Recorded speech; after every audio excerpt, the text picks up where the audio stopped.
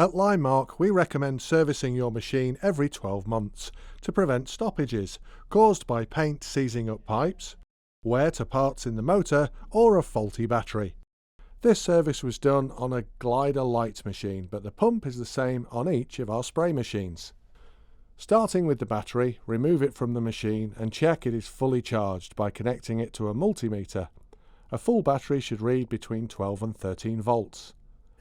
We recommend using a battery tester, as this will also show the overall health of the battery, keeping you aware of how well it will hold its charge. Next, if your probe is one with a ball bearing, take the probe and unscrew the end metal filter mesh.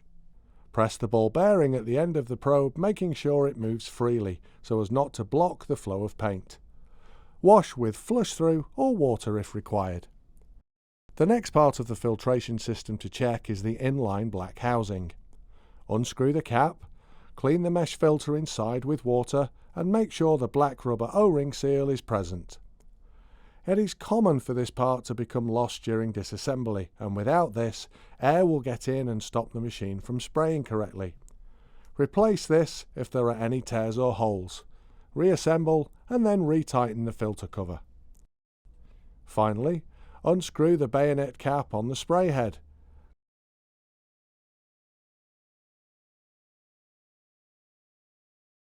Clean or replace the top hat filter and nozzle again, making sure the black rubber washer is in place when reassembling.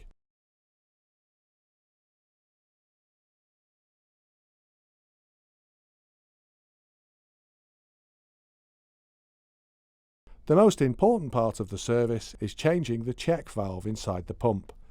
This is done using a T25 torque screwdriver attachment for a cordless drill. First, disconnect the pump from the battery. Then, use a 13mm spanner to loosen the bolt which mounts the battery to the machine frame. Then you can use the release aid provided to help remove the plastic piping from the two connections to the pump.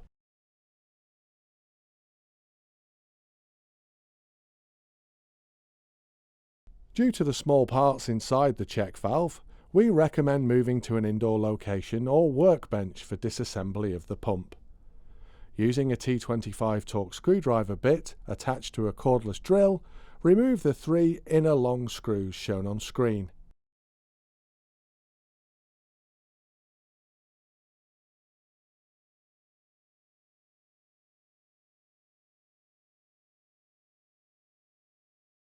The pump and the check valve housing will now be separated. Next, using the same T25 attachment, remove the 3 outer, short screws that are remaining to allow access to the check valve itself. It is recommended to do this in 2 stages to prevent the loss of small parts. Once done, carefully separate the top and bottom parts of the check valve.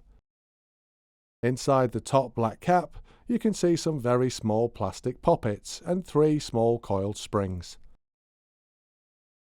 Clean the poppets and remove the new springs from their packaging if required. Put the poppets facing up on top of the springs, then place them, pop it up, back in the cap.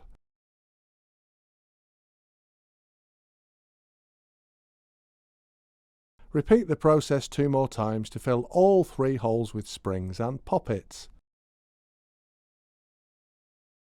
Now, pry off the old check valve from the other part of the housing and change it for a new check valve, pushing it into place. Next, take the section of the pump with the new check valve and lower it onto the other half, ensuring the springs and poppets are facing upwards.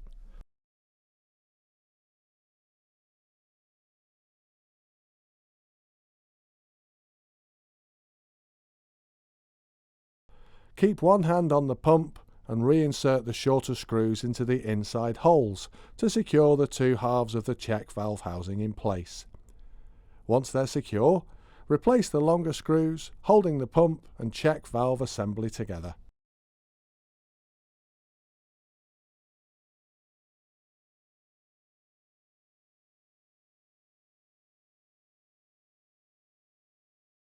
Now, replace the pump onto the machine.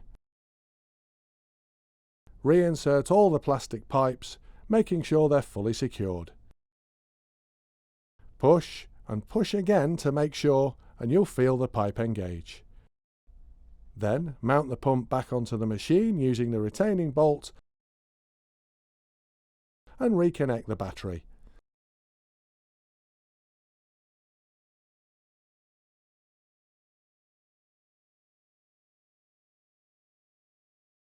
Be sure to replace the protective cover.